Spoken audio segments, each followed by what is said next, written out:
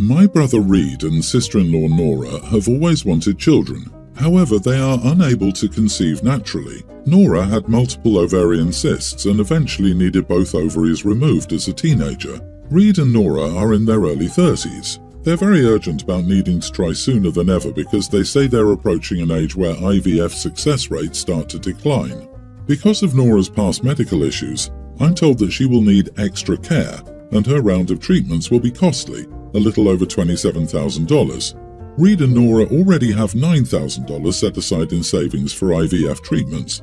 They've raised $1,000 from friends. The rest of the family is pitching in smaller amounts as well. My mother is giving $2,000, Nora's sister Lauren is giving $1,000, and her parents are giving $4,000, which leaves about $10,000 left.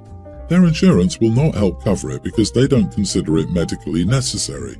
Reed and Nora have also had difficulty qualifying for an IVF loan as they have poor credit. Reed and Nora are asking me to help because, according to the loan advisor, I'm allowed to take out the loan on Reed and Nora's behalf. $10,000 is a huge ask for me, and the fact that Reed and Nora have poor credit shows they already don't have a good track record of paying back loans. When I question why they didn't ask Lauren, they claim they couldn't because she isn't single and childless like I am. They see it as me not having any dependents. My mother and parents-in-law don't have a lot of savings, and their earlier mentioned donations were already a huge gift for them. Correcting a bad credit score takes a long time, making things much more difficult, and, harsh as it is to say, I don't want to take out thousands of dollars in the low for a procedure that has a good chance of not even working. So I told Reed and Nora no, and that their future children were not my responsibility. I also wanted to put my foot down now, because next it will be private school tuition or a college fund, which shouldn't be my responsibility just because I'm currently single and childless. Nora was obviously disappointed but told me she respected my choice. Reed was angry. He told me that he would remember this for when I'm ever in a time of need so that I'll know how it feels to have family turn their back on me. The rest of the family members told me, "We're not mad at you, just disappointed," because Nora worried for years that she would never be able to have children or be a mother. They say Reed and Nora would be wonderful parents and it isn't right that they can't conceive naturally, which I do agree with. However, I still stand with Nora and Reed's future children not being my responsibility. I don't think it's fair that I should delay or give up the possibility of starting my own family to finance Reed and Nora's. Am I the idiot? Oh heck no, you're not the idiot. That is not your responsibility. I'm sorry they're struggling, but common sense would beg the question, how could they afford the child if they can't afford IVF? The treatment may not even be successful. Beyond that, what really annoys me is how they turn to OP because they're single and childless, and therefore deserve to be saddled with debt for someone's hypothetical child. As a person who is single and childless, the number of people who feel entitled to your time and resources, all while treating you as less than, is astounding. Yep, if the procedure fails, they wouldn't want to pay back anything because they got nothing. If the baby arrives, they wouldn't want to pay back because the baby is expensive. To me, they're just asking OP to eat $10,000 plus interest for years. Them already consulting loan advisors using OP's info and buying into other family members before they ask OP gives me chills. Never loan money or co-sign a note for people who can't get a loan on their own. There's a reason banks reject them. It's astounding to me that people are so bold. You should put your financial stability at risk just because they want you to. That's nuts. Finally, maybe Reed and Nora should wrap their heads around the idea that they cannot afford IVF and should consider something radical, like adoption. Here's the reality. Some people want to be parents. They can adapt. Some people want to be pregnant. There's nothing wrong with that, and adoption doesn't satisfy it. I wish people would distinguish these more often. If a person can't get pregnant, that doesn't mean they will never be a parent. However, it may mean they will never experience pregnancy. For some people, that is devastating. Basically, my sister-in-law asked to take my and my husband's kids for the long weekend because it was her daughter's birthday party. We said that was fine. So she dropped the kids off on Friday and returned on Monday at 9 a.m. to grab them. I called periodically throughout the day to check in on them and was never told anything was out of the ordinary. Well, we got there to pick the kids up at 9 a.m. and our two sons were still sleeping, which is not normal. They're super early risers and always have been, even when going to bed late. Sister-in-law makes a comment, "Oh, it's probably because of the cough syrup." I asked what she meant, and she told me that apparently she'd given both my sons an entire capful of cough syrup the night before because they weren't feeling well and started developing a slight cough. My youngest, young grammar school age, has asthma and had his inhaler with him. Not only that, but this entire capful of cough syrup she gave them was Adult's Extra Strength Delsim PM. My sons are a youngster and a tween. I absolutely lost my crap. I told my husband to get the kids packed up immediately and went off on my sister-in-law for intentionally giving my sons a very high dose of Adult Extra Strength cough syrup when she knows we do not use cough syrup.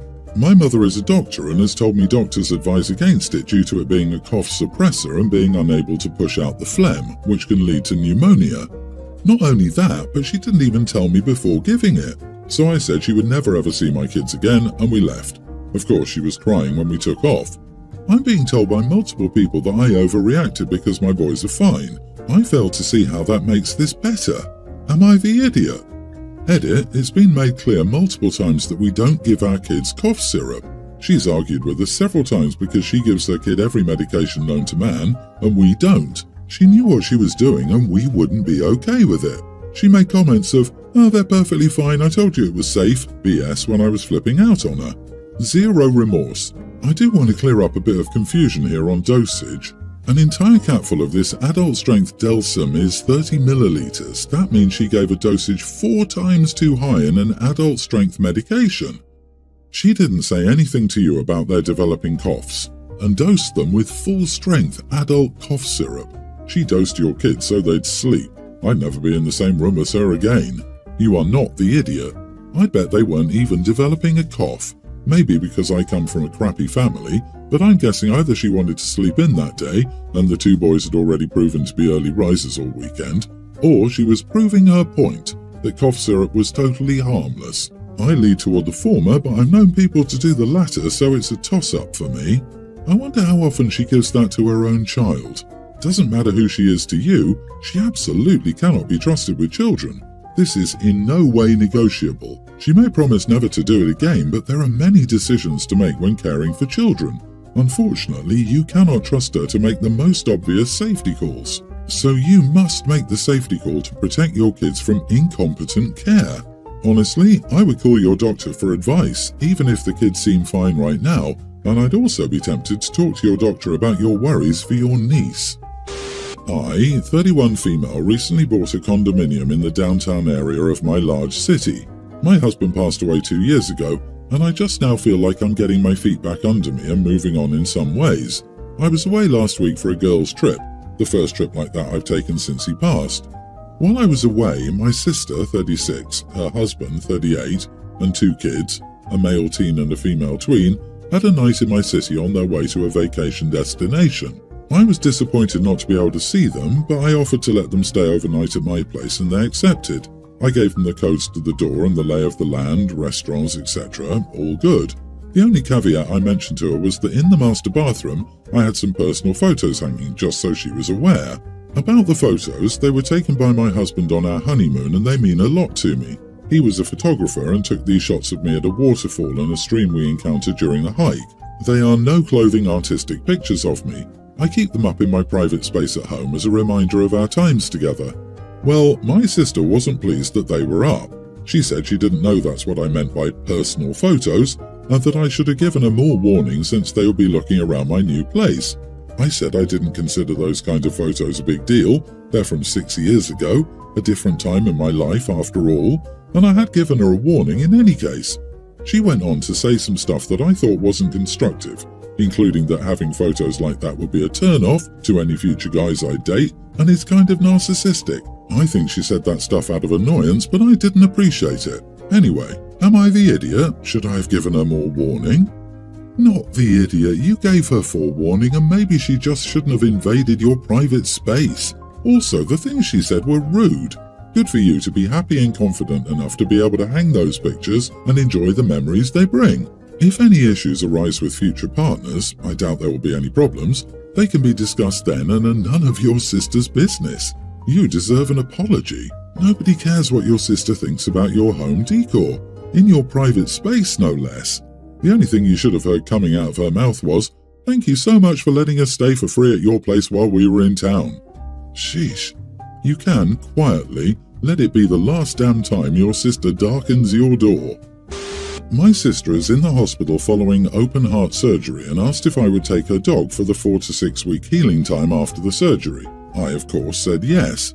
My wife didn't seem to have a problem with it originally either, but now there are issues. My wife has sensory overload problems, mostly when it comes to sounds. Anything loud sets her off. The dog isn't inherently loud, but I mean, when she eats, drinks, or even licks herself repetitively, it absolutely drives my wife insane and has been since about a week in. She's been here for 2 weeks. The other issue is that if my wife tries removing herself from the situation, the dog immediately follows her. She really likes my wife and will try her damnedest to be as close to my wife as physically possible, where she, of course, starts licking herself and further making my wife angry. I've attempted to intervene and get the dog away from her. Still, it doesn't take long for the dog to get back to wherever my wife is, and at this point, even the sounds of the dog's nails clicking against the floor behind her are setting my wife off in a fit of rage. Yesterday, the dog was sitting on the floor beside the bed and immediately started licking herself. She is definitely an excessive licker. Finally, my wife started losing her cool completely and said she can't do this anymore, and asked me to bring the dog somewhere else for the remainder of the time that my sister was healing. My mom would take the dog, but she's elderly and in a wheelchair, and while the dog isn't rambunctious, I don't feel comfortable taking the chance. No one else wants to take her. So I said no, and we wouldn't have her much longer. She basically told me to go screw myself and that this was a deal breaker for her and I wouldn't see her again. She packed up and left for her mother's. I'm being told I'm in the wrong. Edit, I didn't ask my wife if we could take the dog. My sister called while I was at work and I agreed to take the dog without consulting her. My wife simply didn't appear to have an issue until recently. You are the idiot. You open your story by saying you agreed to have the dog for 4 to 6 weeks, and your wife didn't seem to have a problem with it. If you agree to board someone's dog for that long, you need to have a conversation with her first. Not just assume that he'll be okay or she didn't seem to mind. Dude, does your home not have doors? Seems like you had plenty of opportunity to shut you and the dog in one room and let your wife have some space. But you appear to be behaving like a selfish idiot, so you didn't do that. You just let the dog terrorize your wife because it likes her. Newsflash, I don't care who the dog likes. You're not married to the dog. You're married to your wife. You're choosing to live with your sister's dog instead of your wife. The dog probably whines and scratches at the door. I'm feeling for the dog here. It's been suddenly separated from its home and person, and anxiety probably exacerbates things like the licking and scratching. Any chance OP could ask about allergies? Bathe the dog? Get it a lick mat to go to town on in another room with OP? Are earplugs an option for your wife? OP, why don't you stay at your sister's place for the remainder of the time you have the dog? That way your wife can be in her own house, and the dog is back in its home environment. You are the idiot, OP. You cannot seriously pretend like uprooting the dog wouldn't cause issues for her and your wife, especially since you know your wife has sensory issues and the dog licks herself constantly. People are either stupid or idiots in situations like this. Pick one. While I'm sitting at my computer, headphones on and watching a video or something, distracted, deaf to my surroundings and partially blinded by my computer screen in general, my boyfriend will come up behind me and either tap or touch me, sometimes slipping a hand on my shoulder or sneaking a cheeky squeeze. My instant response almost every single time is to jump and be mad. I'm startled and can feel the adrenaline pumping in my blood. I'll usually glare at him and snap at him. What the heck? Or don't do that, something along those lines. That's it though, it's never escalated beyond that.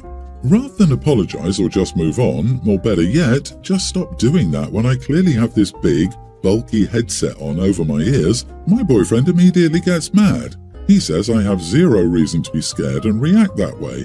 When I reason that, in that split second where he touches me, I don't know who it is, he responds, well, who else would it be?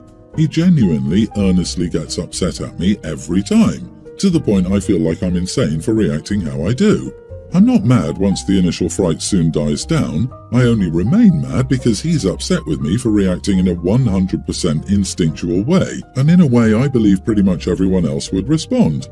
It's literally to the point where he stormed off to his office just now and didn't want to talk to me, and I can't help but feel like I'm crazy and the only one who would react this way in this situation. So I gotta ask for my own sanity, Am I the idiot here? Not the idiot, and you should really think hard about whether you want to be with someone who seems to enjoy startling you to get a reaction. And then he gets mad at you for the reaction. Whoa, this isn't normal or healthy. Don't question your own sanity. The question is whether or not he's decent, willing to apologize, and never do this again. If not, you are seriously better off without someone like this. Yes, this reminds me of my friend's abusive boyfriend who would press them to a sensitive part of her body whenever his hands were cold to startle her. She hated it and asked him to stop, and he never would. Instead, he would get mad at her for not finding it funny. Eventually, she started having anxiety attacks whenever someone touched her. Little things like these add up. Girl, he's gaslighting you big time. What he's doing would startle anyone. He knows this. He does it exactly for this reason. This is all a game to him. Startle you, get you upset, then act like he's the victim. And he's just getting warmed up. This will get a lot worse. OP, please leave this guy.